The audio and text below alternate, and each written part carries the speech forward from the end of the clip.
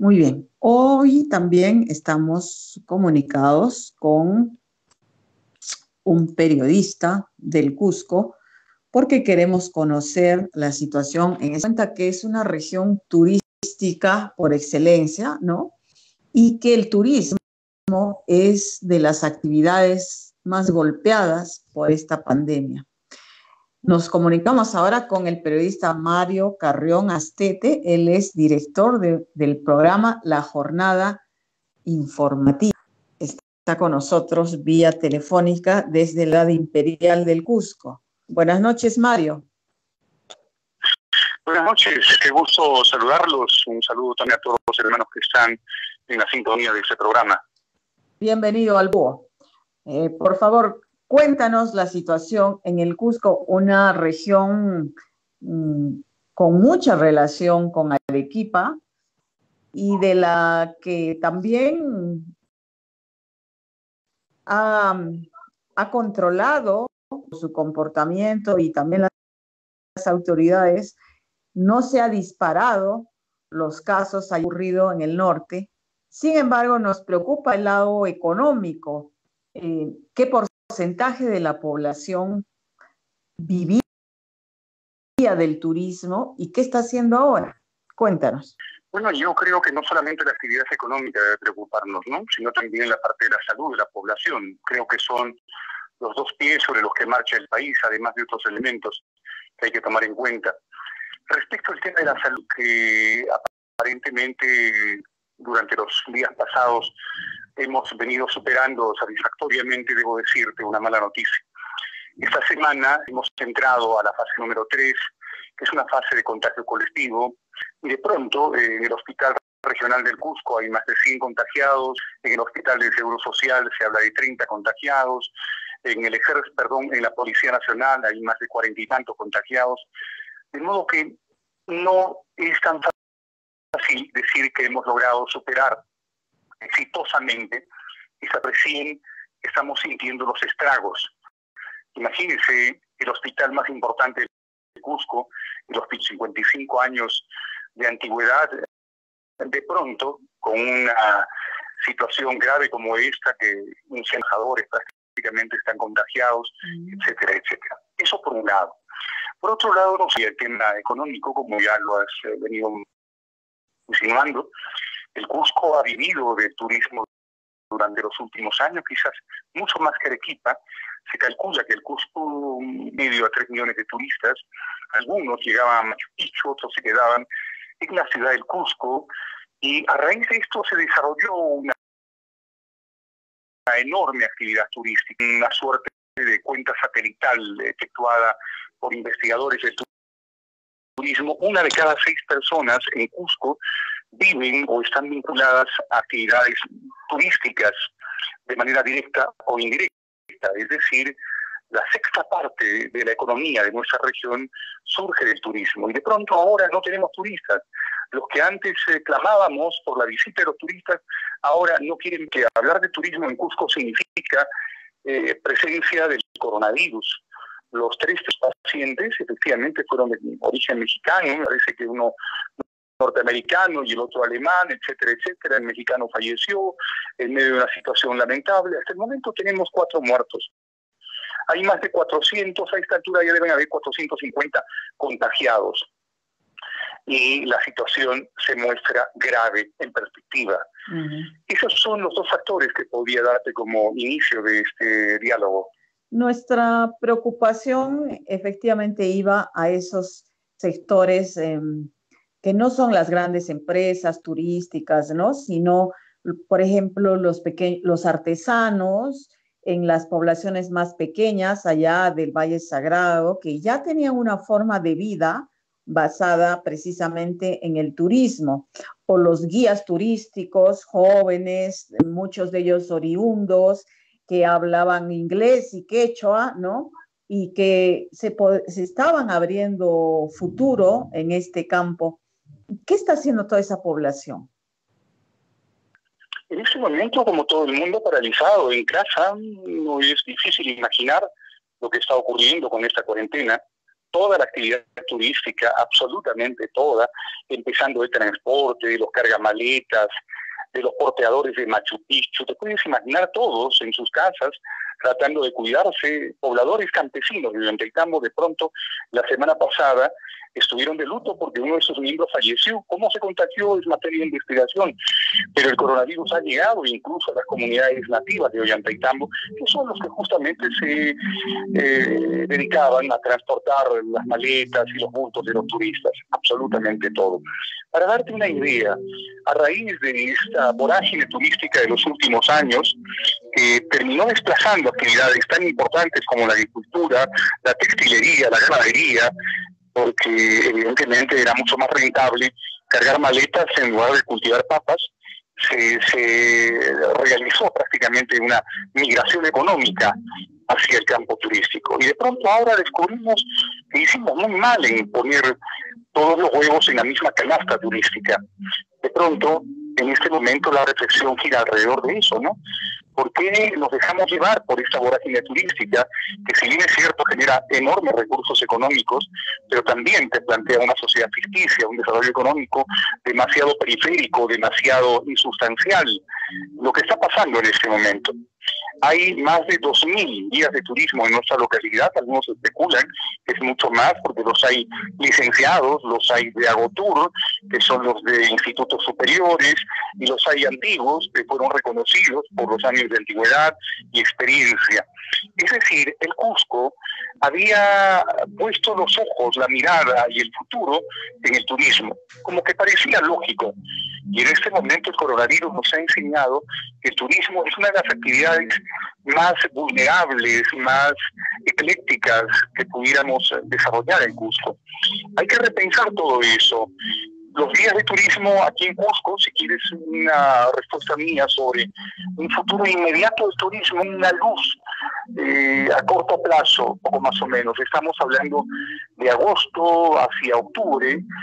Se podría reactivar el turismo en el Cusco, dicen los expertos en la materia, convocando a una suerte de turismo nacional. Y esto también obliga a una suerte de enmienda de la forma como se administraba el turismo aquí en el Cusco. Los costos del turismo en Cusco eran altísimos. Imagínate, en un transporte de apenas unos cuantos cientos de kilómetros que cobraba con un sector del pueblo de Aguascalientes hacia Machu Picchu, se cobraba en dólares y costaba como $70 o algo parecido, y también lo pagaban los turistas nacionales. Es decir, todo empezó a adquirir una dimensión extraordinaria, una dimensión ajena a una realidad que es la nuestra, que por cierto encandiló a muchos empresarios que depositaron sus intereses en ese campo. Ahora tendremos, me imagino, y esta es una reflexión que ya la hice en el medio de comunicación que trabajo, tendremos que redimensionar, o dicho de otro modo, rebajar esos costos astronómicos que se cobraban en el Cusco. Imagínate un menú oscilando por los 30, 40 soles, realmente eran precios prohibitivos. El viaje a Machu Picchu realmente lo podía hacer solo aquel turista que tenía mucha capacidad económica. Ahora tendremos que poner las barbas en remojo, me imagino, y estoy hablando por estos empresarios de turismo, quienes elevaron sus precios exorbitantemente. Ahora tendrán que rebajarlo, porque la mirada está puesta en ustedes, los arequipeños, en los hermanos puneños, los liberteños, cajamarquinos. Empezaremos a generar una nueva dinámica de turismo nacional, turismo interno. A ver cómo nos va con eso. Pero en todo caso jamás vamos a llegar a la dimensión de ese turismo de hace 1 o 2 años que realmente creció de manera exponencial. Bueno, por otro lado, digamos, tratando de encontrarle el lado bueno, también está una mejor conservación de Machu Picchu, por ejemplo, y otros restos que estaban soportando una carga altísima de visitantes. Y también la posibilidad de que sean los propios cusqueños que generen empresas, ¿no? Y porque muchos de este rubro turístico estaba en manos de ya sea empresas extranjeras o grandes empresas nacionales que trabajaban para un público internacional, básicamente, ¿no? Entonces también de repente ahí podría haber opciones para los nacionales, los cusqueños, que pongan sus pequeñas empresas para atender precisamente este nuevo visitante que va a ser nacional fundamentalmente, ¿no? En efecto, apunta bien dos factores, el factor ambiental, ecológico de Machu Picchu. Después de una presión realmente salvaje que ha soportado Machu Picchu, imagínate, hace 10 años nomás hablábamos, máximo no deben entrar más de 1.000 turistas.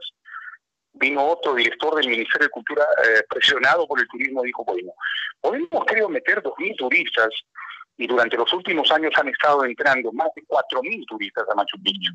La presión, el impacto de las visitas a Machu Picchu era ostensible y hasta casi destructivo, aunque claro, es bien difícil que el Ministerio de Cultura admita que se estaba destruyendo Machu Picchu. Pero ese coronavirus, si algo tiene de ventaja, no solamente para Machu Picchu, sino para la humanidad entera, es que ha terminado limpiando ríos que eran cloacas, ha terminado evitando que las lagunas se sigan eutroficando con tantos desechos orgánicos que se arrojaban sobre ella. Es decir, hay aspectos positivos y Machu Picchu en este momento debe estar respirando satisfactoriamente una paz y una tranquilidad que no la tenía durante los últimos 30 años, llamémoslo así. Así es. Por un lado. Por otro lado, el turismo, efectivamente, se habla, expertos en la materia comentan que más del 55, casi 60% del paquete turístico que recibe el Cusco lo hacen a través de las grandes cadenas hoteleras que tienen una serie de ventajas, una serie de pitanzas que el gobierno les da, como por ejemplo una exoneración de pagos de impuestos al interior del país. Creo que lo hacen en sus respectivos países, de modo que ese impuesto jamás llega al nuestro, excepto para cosas tan menudas como el transporte local, si es que lo hubiera, porque son cadenas que amarran absolutamente todo. Amarran el pasaje aéreo, amarran el tren, amarran, y son lobbies, ¿no? Son grupos económicos. Antes eran los chilenos, el tren también era chileno, el hotel también era chileno, los vendedores también estaban agrupados o en todo caso prendidos de... Ahora son ingleses, son holandeses, en fin, se ha diversificado eso al punto que ya no es fácil seguir la pista de dónde vienen esos capitales. Ellos manejaban el 60% del turismo. Ahora, efectivamente, como bien mencionas, creo que es una brillante ocasión para despertar al turismo local, pero podemos despertar porque hay una crisis económica brutal. Estamos preocupados por las papas de cada día, estamos preocupados por el almuerzo cotidiano. Ojalá que, y en este sentido sería importante presionar al gobierno central para que desembolse estos créditos a un interés como Chile, al 0%.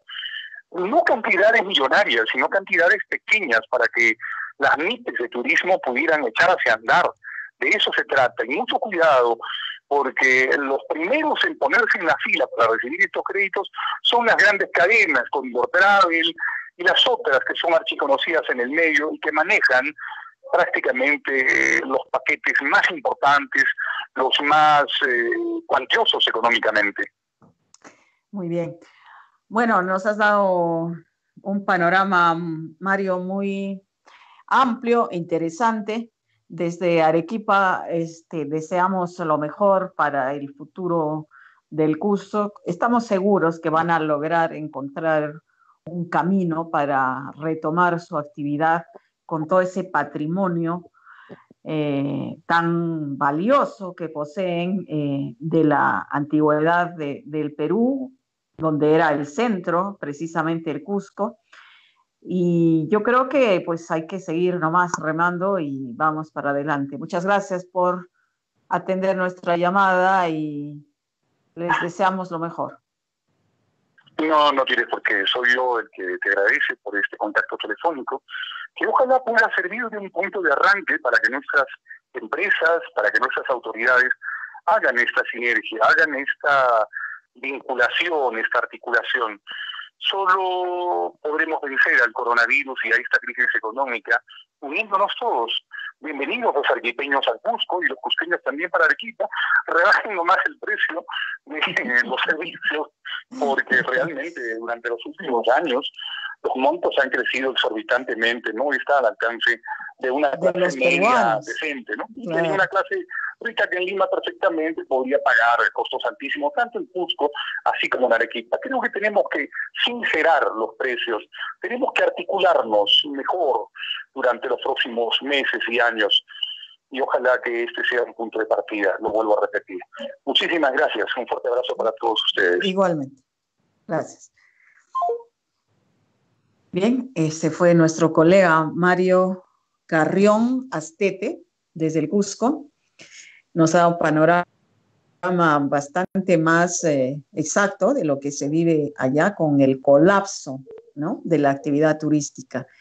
Y tal como él lo menciona, lo ha mencionado, es una gran oportunidad para los pequeños y medianos, quizás hasta medianos empresarios, para reactivar el turismo. Y se podrían aliar con empresarios locales, arequipeños, para servir al público peruano, sincerando las tarifas en una primera parte, y el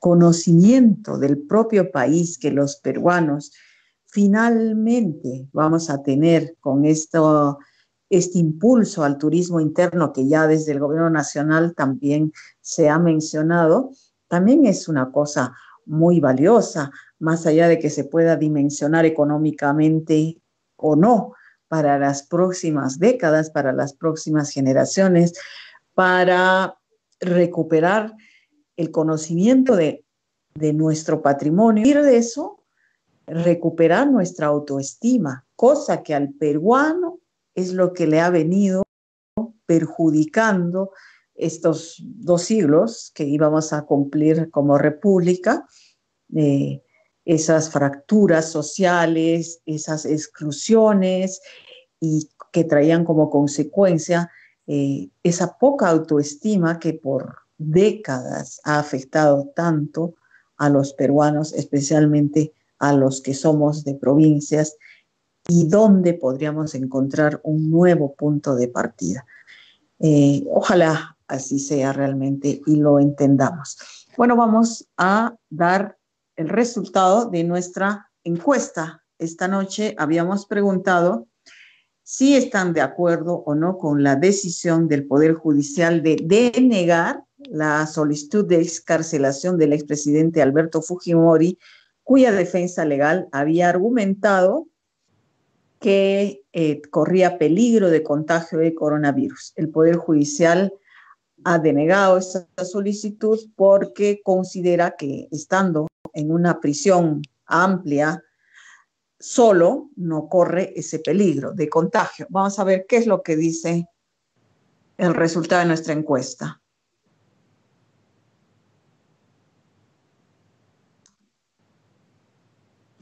Muy bien.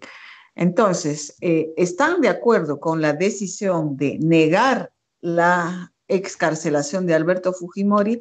El 61% de nuestros seguidores. El 39% no está de acuerdo, es decir, hubiera preferido que lo dejaran salir de prisión. Muy bien, ese es el resultado. Bueno, con esto nosotros nos vamos, nos reencontramos mañana como siempre.